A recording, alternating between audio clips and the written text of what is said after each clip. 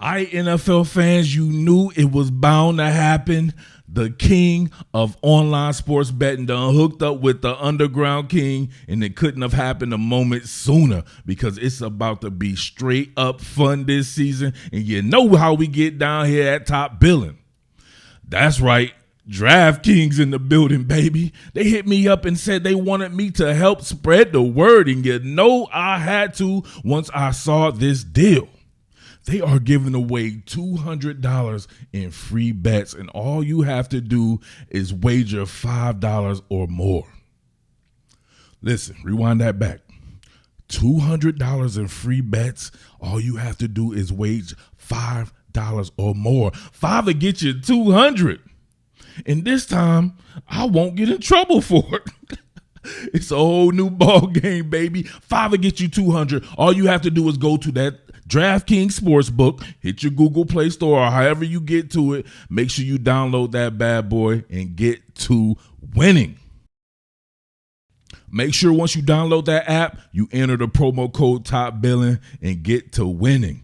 Listen, you can't forget about those same game parlays as well. That's when you enter multiple bets in the same game to level up for even more bigger prizes. And if you don't have online wagering in your state, it's all good. They have you covered. DraftKings Daily Fantasy is in there, baby. So you and me and everyone else can get down on it. Once again, make sure you enter the promo code TOPBILLIN once you download that sports book and sign up. And hey, let your boy know. Tell him Murph sent you, right? Top Billin, DraftKings, baby. Let's go.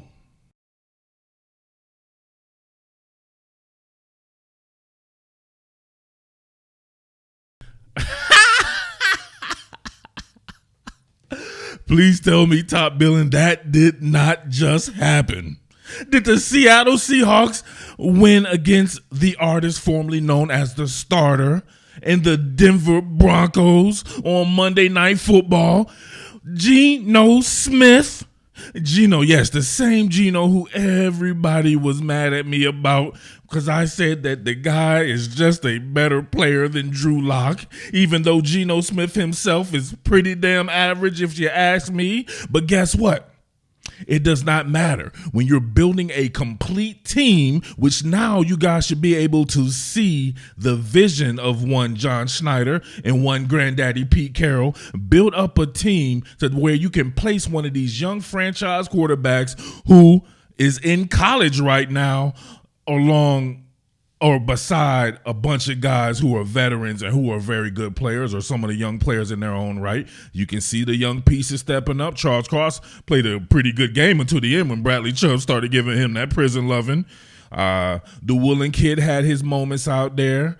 Barton and these guys and Brooks. It's just people along the line of scrimmage, Nuwosu and these guys. These are all guys that I talked about, man.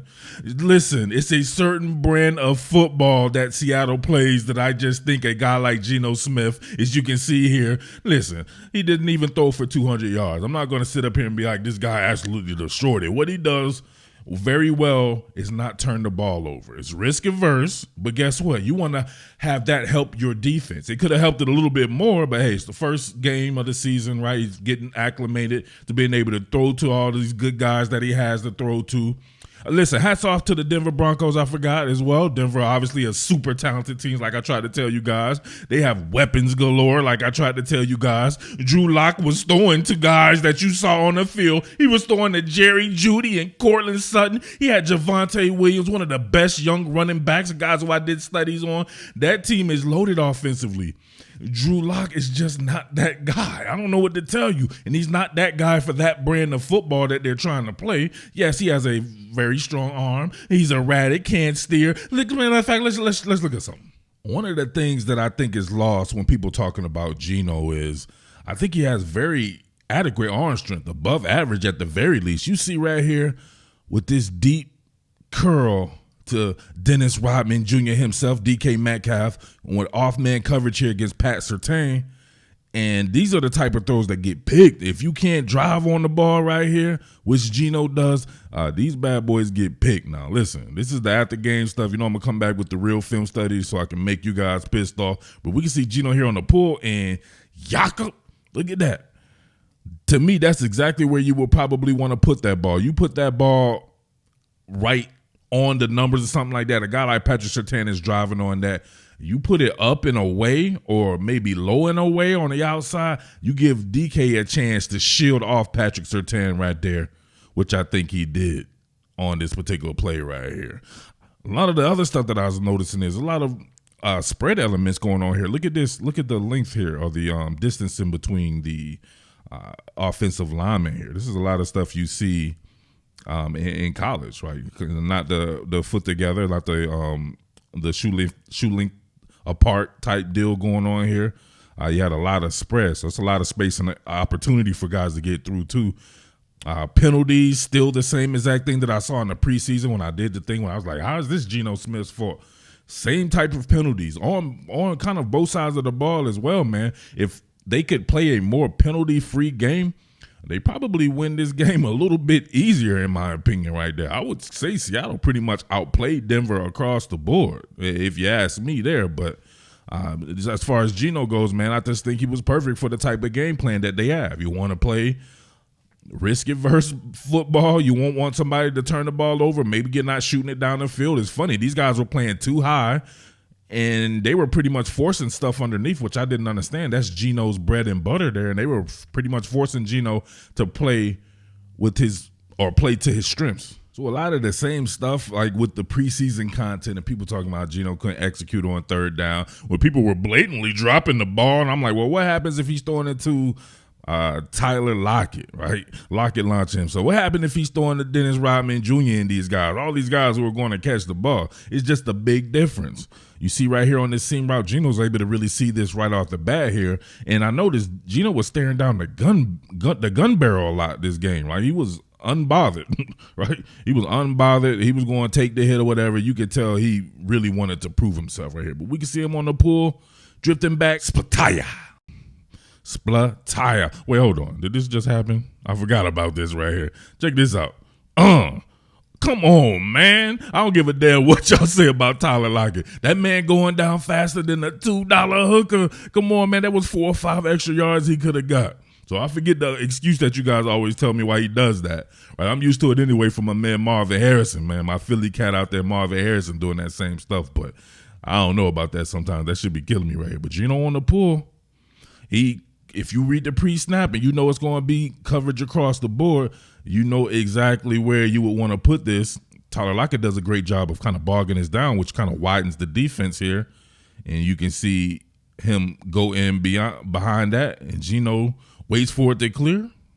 Absolutely perfect. Allows Lockett time to go down, baby, real quickly. Real quick, fast, in a hurry. All right, so this originally looked like Lockett was going to be going on some type of drag. Had Marquise Goodwin here. Looked like he was going to be running a corner route. I'm not exactly sure what Disley was doing here, but it worked out to perfection there because your man, what did I say? All y'all going to eat at Geno's. Eat at Geno's. I heard y'all in the crowd chanting, Geno, Geno, Geno. Come on, man. That shit was wild. Y'all had it rocking out there, man. I got to give y'all props for that one right here. But we can see your man here on the pool. Now look at this. Didn't go well for my boy Travis Homer, right? He will never be the same again. We can see him right here. Platayao, he's done. Stool softened, right? So he's got Ducolax on his brain. Ducolax on his brain, and he needs to have his draws steamed out there, right? He's a change of draws there. But look at Geno. Fight through adversity. Actually jump over the carcass, right? Drop over the remnants of this carcass right here, Travis Homer. And then you got Geno on the tuck right here, making the defensive back commit, and then look at him keeping his eyes upfield. Actually, that was a linebacker. That might have been Bradley Chubb way out there, making him commit, and look at that, hit Will Disley. And then that was all she wrote. You know the rest. You know I can't show the rest. But listen, it's just supposed to be the after film drawing right here, the after the game drawing right here. I may come back with the proper film study. I don't know. You guys pissed me off royally this damn offseason with all this Geno Smith, Drew Lock shit. I had a whole bunch of cats out here being extremely racist about Geno and being racist up on my shit. I don't know, man. You guys showed your ass in this particular offseason here, but now look, Now look, you guys won the first game after all that threatening and fretting and all this bullshit y'all was doing out there. And then you did it against the artist formerly known as Seattle starter, Mr. Cornball himself, out there looking bad. He was looking bad. He was looking confused. Look at your boy right here. Yeah. Let's go. Let's get it. Bang, bang, bang, bang, bang, bang, bang. Now look at your man. Well, I'll be John Brown. They're actually playing very good football without me. Wow, my passive-aggressive nature those last few years is really working against me right now. Son of a biscuit. What more can I say? Top Billin.